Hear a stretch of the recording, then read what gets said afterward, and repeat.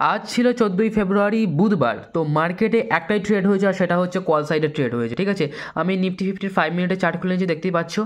Market এখান থেকে এত বড় একটা র্যালি দিয়েছিল। ঠিক আছে, আর মার্কেটে একটাই ট্রেড হচ্ছে, তার কারণটা কি, তার সেটা শিওর ছিলাম কীভাবে, সেই কারণে তোমাদেরকে বলছি। দেখো এখানে, দেখো মার্কেট এখান থেকে বিশাল বড় একটা গ্যাপ ডাউন দিয়েছিল এবং রিকভারি তো অবশ্যই আসা উচিত। সেই অনুযায়ী সেই দিক থেকে দেখতে গেলে মার্কেটে কল সাইডে ট্রেড নেওয়া উচিত।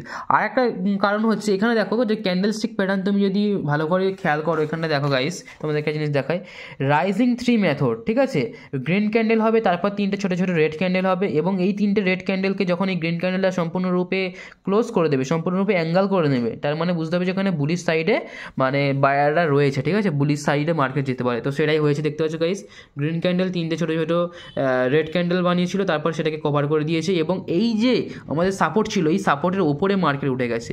তার মানে এখানে ডেফিনেটলি শিওর মার্কেট এখান থেকে উপরে যাওয়ার সম্ভাবনা রয়েছে। তো এখানে ছোট্ট একটা এসএল এর সাথে তোমরা যদি এখানে ট্রেড নিতে, সারাদিন যদি হোল্ড করতে পারতে, তো এত বড় মুভটা ক্যাপচার করতে পারতে। এই কারণে ক্যান্ডেলস্টিক প্যাটার্ন, চার্ট অ্যানালাইসিস আর সাইকোলজি তো মাস্ট ইম্পর্টেন্ট। তো এইগুলো যদি ভালোভাবে শিখতে চাও, চ্যানেলটিকে অবশ্যই সাবস্ক্রাইব করে রাখো, আর ভিডিওটা ভালো লাগলে অবশ্যই লাইক করো। Good bye.